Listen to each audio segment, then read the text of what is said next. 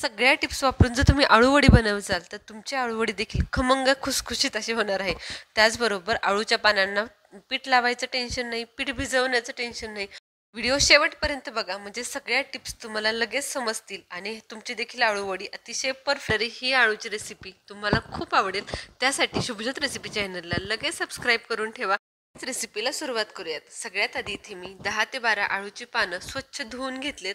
आळू ही माझी काळ्या देठाची आहे. काळी देठाची आळू घेतल्यामुळे घशामध्ये खाज येत नाही आणि ही आळू आईने अगदी देठापासून छान कट करून दिली आहे. ज्या वेळेला तुम्ही विकत आळू आणता त्याला थोडीशी देठं असतात, ती देठं अशा पद्धतीने चांगली कट करून घ्यायची. त्याचा अजिबातही टोक राहता कामा नये, ज्यामुळे जर काही निबार शिर असेल आळूला वरच्या बाजूला तर तीही निघून जाते. त्यानंतर पानं एकावर एक ठेवायची, त्याचा असा रोल तयार करायचा आणि एकसारखी अशी बारीक कट करून घ्यायची.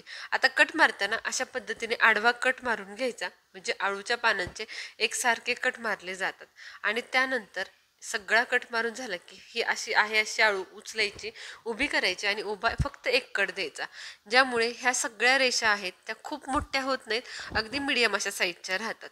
चला आता हे सगळे आळूची पानं कट केलेली एका बाउलमध्ये काढून घेऊयात आणि यामध्ये घेऊयात आपलं पीठ भिजवायला. आता ही चिरलेली आळू बाजूला ठेवूयात आणि एक सुंदर असं वाटण तयार करून घेऊयात. त्यासाठी 15 ते 20 लसूणच्या पाकळ्या, 7 ते 8 आल्याचे तुकडे, 7 ते 8 हिरव्या मिरच्या आणि त्याचबरोबर एक 20 ते 25 छोटे तुकडे ओलं खोबरं, त्याचबरोबर 1.5 चमचा जिरं, थोडीशी कोथिंबीर. आता हे सगळं साहित्य मिक्सरला छान वाटून घ्यायचे.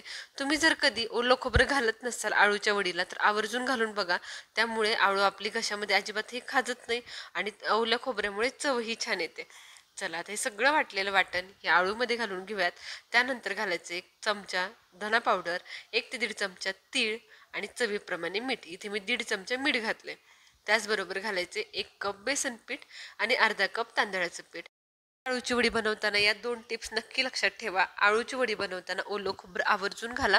ओल्या खोबऱ्यामुळे येणारी चव ही अतिशय अफलातून अशी असते आणि त्याचबरोबर आळू आपली घशात अजिबातही खाजत नाही. आणि दुसरी टिप म्हणजे तांदळाचं पीठ घाला. जेवढं तुम्ही बेसन पीठ घालताय त्याच्या निम्म्या प्रमाणात तांदळाचं पीठ घाला.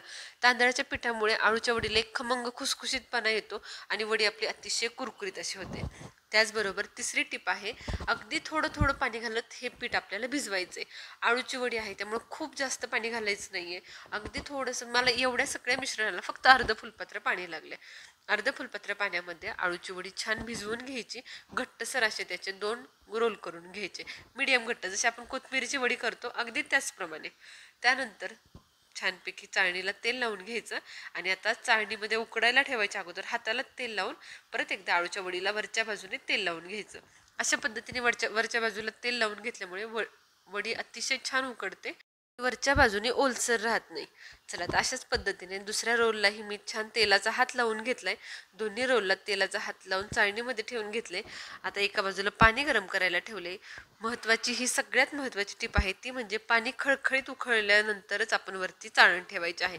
पाण्याला छान उकळी आली की मी वरती चाळण ठेवली आहे आणि 10 मिनिटं वडी छानपैकी उकडून घेतली आहे. ह्या छोट्या छोट्या टिप्स आहेत ज्यामुळे ही आळूची वडी अतिशय खमंग आणि कुरकुरीत अशी तयार होते.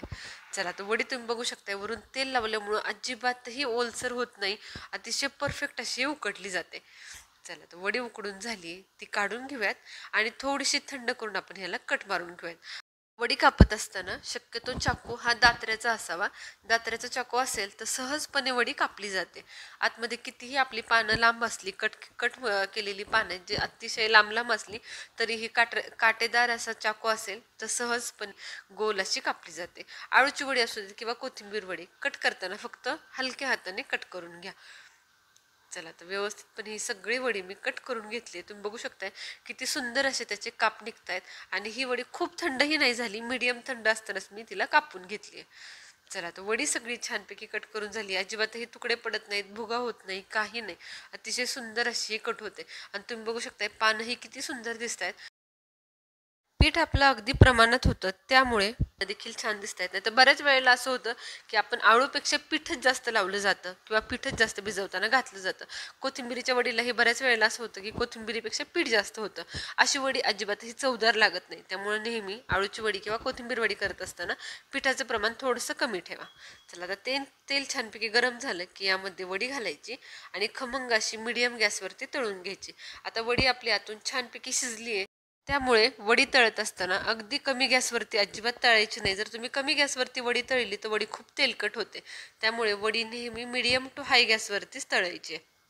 खूप हाय फ्लेम केली तर वडीला लगेच रंग येईल, जास्त कुरकुरीतपणा येणार नाही, म्हणून मीडियम गॅसवरती तळा. चला पहिला घाणा छानपैकी तळला गेलाय. तुम्ही बघू शकता किती सुंदर असा रंग आलाय आणि कुरकुरीतपणा तर काही विचारूच नका. इतकी क्रिस्पी कुरकुरीत अशी ही वडी झाली आहे. 10 ते 15 पानांची आळूवडी बनवण्यासाठी मला फक्त 15 मिनिटं लागली. अगदी झटपट असं हे काम होतं. नाही तर एवढ्या पानांना बेसन पीठ लावण्यातच माझे 15 ते 20 मिनिटं गेली असती. त्यामुळे तुम्ही जर कधी या पद्धतीने आळूवडी केली नसेल तर एकदा नक्की करून बघा. तुम्हाला ही खूप जास्त आवडेल, वेळही वाचेल आणि अतिशय टेस्टी अशी आळूवडी खायलाही मिळेल. चला सगळ्या वड्या मी छानपैकी तळून घेतल्यात आणि इथे सर्विंगही करून घेतले. ही रेसिपी वापरून तुम्ही तुमच्या घरात आळूवडी बनवाल त्यावेळेला मला कमेंट सेक्शनमध्ये आवर्जून सांगा कमेंट करून की ही तुमची आळूवडी कशी झाली आणि तुम्हाला कशी वाटली. त्याचबरोबर शुभज्योत रेसिपी चॅनलला आपल्या आत्तापर्यंत सबस्क्राईब केलं नसेल तर लगेच सबस्क्राईब करा, कारण अशाच नवनवीन रेसिपी मी नेहमी तुमच्यासाठी घेऊन येत असते. खाली दिलेल्या बेल आयकॉनलाही क्लिक करा. व्हिडिओ आवडला असेल तर लगेच लाईक करा. धन्यवाद.